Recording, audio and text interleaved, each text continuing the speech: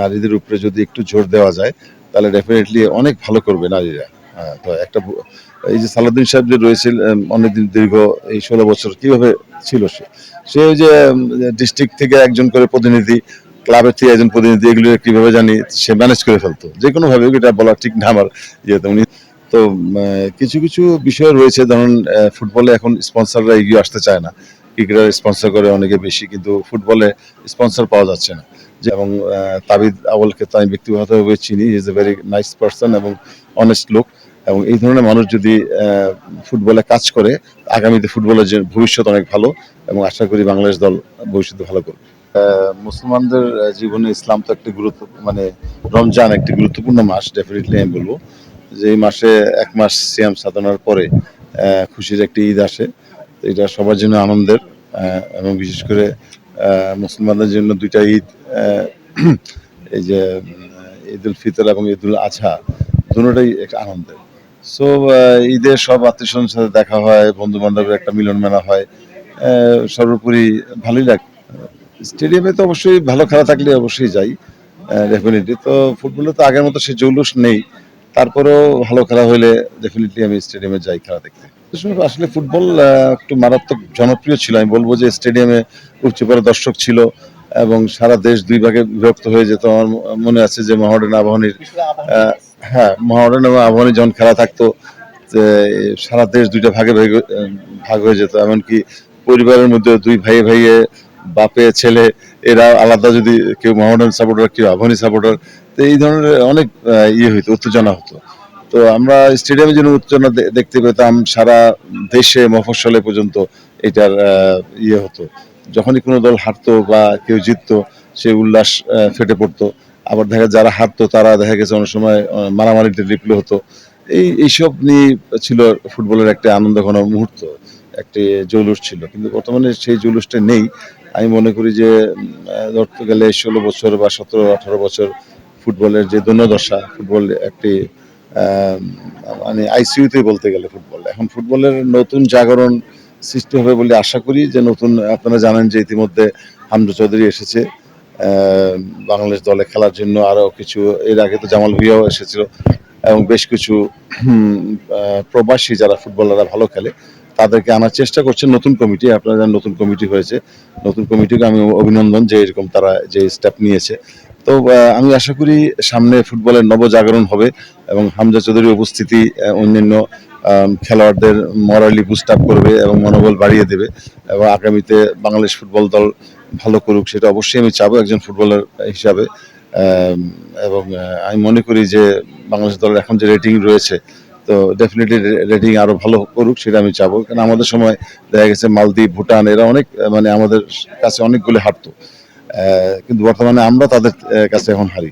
আমরা আশা করব যে এই টিমটি যদি ভালো করে হামজা চৌধুরী থেকে কিছু টিপস নিয়ে এককভাবে তো কোনো কিছু করা সম্ভব না। তারপরেও সে আসাতে অনেক মনোবল বেড়েছে। আমরা যখন খেলতাম মনে করেন আমাদের দলে এমেকা ছিল। সে নাইজেরিয়ান ন্যাশনাল টিমের প্লেয়ার খেলছে পরবর্তীতে। বিশ্বকাপ খেলেছে ৮৪ বিশ্বকাপে খেলেছে। বিজন তরিন আলজাগার ইরানের খেলোয়াড় ছিল। মানে তারাও ন্যাশনাল টিমে খেলেছে ইরানের। তো এইদিকে আবাহনীতে এসেছে করিম মোহাম্মদ সামির শাকির অনেক খেলোয়াড় এসেছে যারা খেলেছে তারা বিভিন্ন দেশের ন্যাশনাল প্লেয়ার ছিল।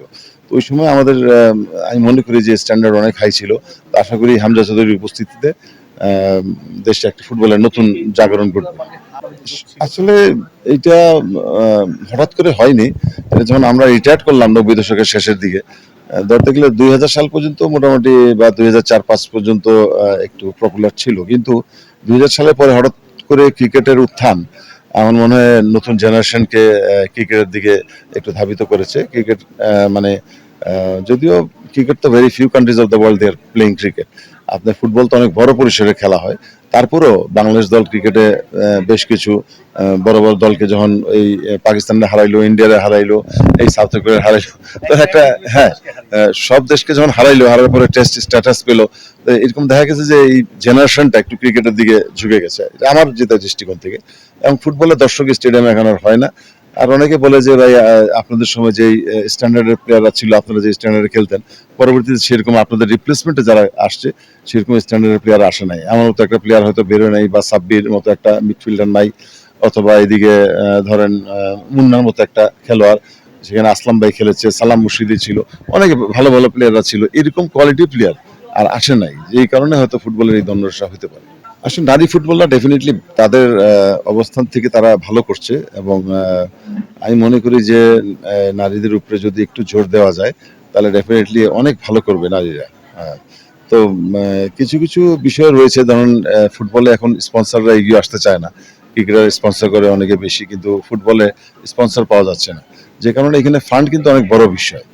তো আমরা যদি ফান্ড প্রডিউস মানে করতে পারি, সংগ্রহ করতে পারি, বা স্পন্সররা যদি এগিয়ে আসে, তাহলে আমার মনে হয় নারী এবং পুরুষ দুটোটা ফুটবলে আমরা এগিয়ে যাবো বলে আশা করি।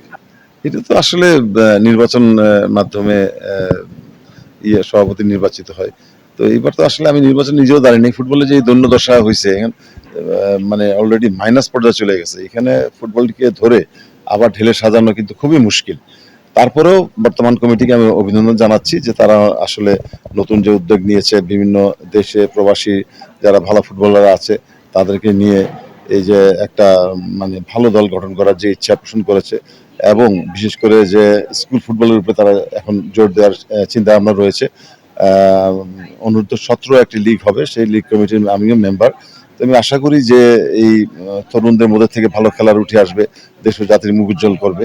আপনারা বিদেশে অন্যান্য দেশের যত টপ মোস্ট প্লেয়াররা রয়েছে, মেসি থেকে শুরু করে নেইমার বলেন বা এমবাপে বলেন, যারাই টপ প্লেয়াররা আছে তাদের যদি ইতিহাস ঘাটেন, দেখবেন যে ওরা পিকড আপ হয়েছে এই 7-8 বছর, 8 বছর 9 বছর এর মধ্যেই, কিন্তু রোনাল্ডো থেকে শুরু করে সব প্লেয়াররা, হ্যাঁ, এই বয়স থেকে পিকড আপ হয়। কাজে আমাদের এই আন্ডার 10 আন্ডার 8 এটার উপর সবচেয়ে বেশি জোর দিতে হবে, স্কুল ফুটবলের উপরে জোর দিতে হবে, তাহলে আমার মনে হয় এখান থেকে খেলোয়াড়রা বেরিয়ে আসবে।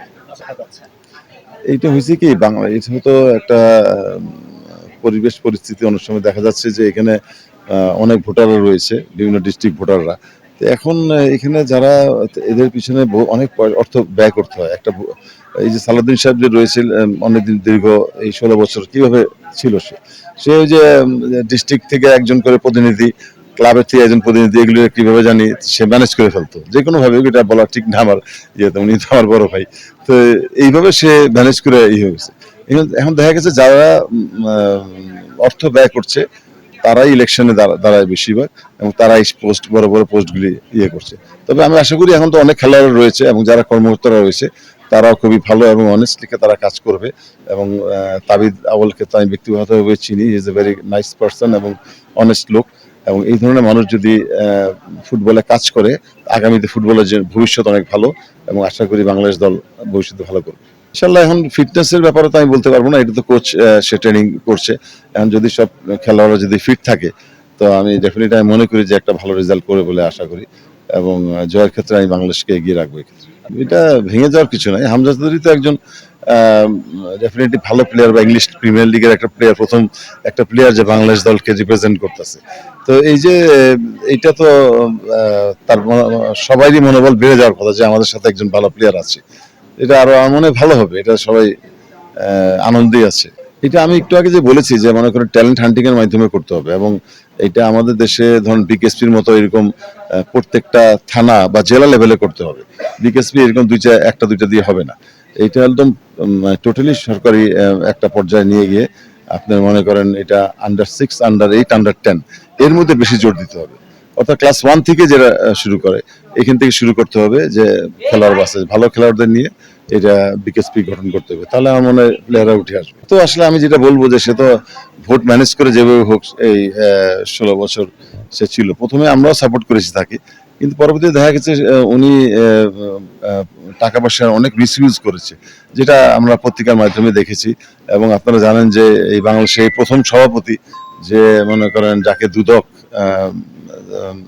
তলব করেছে, হ্যাঁ, শোকজ করছে, তলব করেছে, তাকে জবাবদিহি করতে হয়েছে। যে সে সময় তো আওয়ামী লীগ ক্ষমতায় ছিল, এবং ডেফিনেটলি আওয়ামী লীগের ছত্রছায়ায় সালাউদ্দিন সাহেব দীর্ঘদিন 16 বছরই সে প্রেসিডেন্ট ছিল। ফুটবলের জন্য তো সে তেমন কিছু করতে পারেনি বলে মনে হয় না। আমি বলি যে আরো যদি প্ল্যানিং ওয়েতে কাজ করতো, যে 16 বছর কিন্তু ইটস এ লং টাইম এটা 16 বছর, কিন্তু মাঝখানে সে বলেছিল যে 2022-এ আমরা বিশ্বকাপ খেলবো, এইটাও ঘোষণা দিচ্ছিল যে আমাকে যে সুযোগ দেওয়া হয় আমি 22-এ বিশ্বকাপে এই ধরনের কথা বলে অনেক দেখা গেছে যে সে চেয়ারে ছিল দীর্ঘদিন, কিন্তু আমরা রেটিংয়ে ক্ষেত্রে দেখা গেছে যে ফিফা রেটিং 190 প্লাস মাইনাস পর্যায়ে চলে গেছে। তাহলে আমরা তো এখন মালদ্বীপের সাথে হারি, আমরা ভুটানের সাথে হারি, তা আগে এগুলি 7-8 গোল খাইতো আমাদের সাথে। না না, আমাদের কোনো সময় কোনো বৈঠকে ডাকে নাই, বা আমরা যারা এক্স ন্যাশনাল ক্যাপ্টেন ছিলাম বা জাতীয় পুরস্কার প্রাপ্ত ফুটবলারদের নিয়ে কোনোদিন একটা সেমিনারে বসে নাই বা একটা আলোচনার সভায় বসে নাই যে ফুটবলের জন্য কি করা উচিত, ফুটবল উন্নয়নের জন্য কি করা উচিত, কোনোদিন কোনো সাজেশনও নেয় নাই, আমাদের কোনো ডাকেও নাই। বর্তমান কমিটি এখন তো কাজ করছে, দেখা যাক, আল্লাহ ভরসা, মাত্র তো তারা হাতে নিল দায়িত্ব। আশা করি যে আগামীতে তারা ভালো কিছু করবে। না, নতুন কমিটি তো ডেফিনেটলি আমি মনে করি যে তারা ফুটবলের জন্য ভালো করবে, কারণ তারা এখনই দেখছেন যে আপনি যে হামজা চৌধুরীকে এনেছে, আরও তারা কিছু শর্ট আউট করছে, যারা প্রবাসীরা রয়েছে বাঙালি, তাদের মধ্যে থেকে ভালো খেলোয়াড় কারা কারা রয়েছে তারাও খুঁজে বের করার চেষ্টা করছে, এবং আগামীতে আমি মনে করি যে ফুটবলের জন্য ভালো করবে তারা। অবশ্যই চালাতে পারবে। ফুটবল তো আসলে এমন একটি খেলা যেটা মানে আমি মনে করি যে বিগেস্ট শো অন আর্থ, এবং এখানে আপনি দেখেন যে ইউটিউবে অনেক খেলোয়াড়রা আছে যারা ছোট ছোট বাচ্চারা যারা যদি ভালো পারফরমেন্স দেখা যায় বড় বড় টিমগুলি তখন থেকে তাকে পিক আপ করে। কিন্তু ওই দিন আমি ইউটিউবে দেখলাম 8 বছরের একটা ইরানের বাচ্চা, তারপরে ওই কোন দেশে জানি, বেশ কয়েকটা দেশের এরকম ছোট ছোট ছেলেরা তারা বল কন্ট্রোল দেখাইছে, দেখা গেছে কেউ বার্সেলোনা, কেউ রিয়াল মাদ্রিদ, কেউ হলো ম্যানচেস্টার ইউনাইটেড, বা এরকম ভাবে নিয়ে বিভিন্ন বড় বড় টিম নিয়ে নিচ্ছে। তো এরকম যদি আমরা ছোট থেকে বাচ্চাদের ট্রেনিং করাই এবং এই ভিডিওগুলি যে আমরা পাঠাই বড় বড় টিমে, ডেফিনেটলি তারা অনেক অনেক বিগ অ্যামাউন্ট দিয়ে তারা বুক করে ফেলবে।